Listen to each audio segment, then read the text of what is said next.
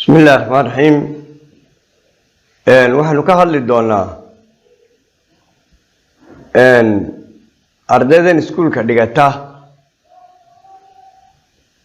inaynu qaybino oo intii guri ka wada timiba ama waalid ka wada bixiyaba aynu waalidka hoos geeyno. waalidiinta ayaynu diiwaan gelinaynaa, waxaanu ku dhufanaynaa halkaa dabeetana halkaasaan kusii dhufanayaa. liiskaasaan inoo soo baxaya. liiskaas markuu inoo soo baxo halkaasaan ku dhufanaynaa add sponsorska ah.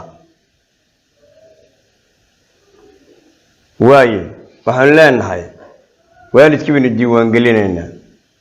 waalidka koowaad waxaanu ka dhiganaa magaca doonto ayaynu u doonana. waxaanu ka doonanaynaa fu'aad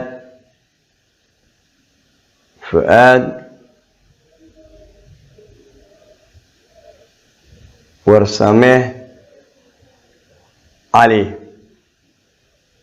waa waalid. halkaasaanu furanaa barantkaasaanu dhinaya waa waalid.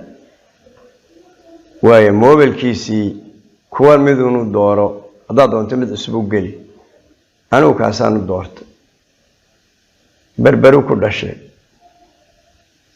waaye waalidkaasu sidaasaanu diiwaan geliyey. halkana waan iska dayn karaa ama waan ku qori karaa.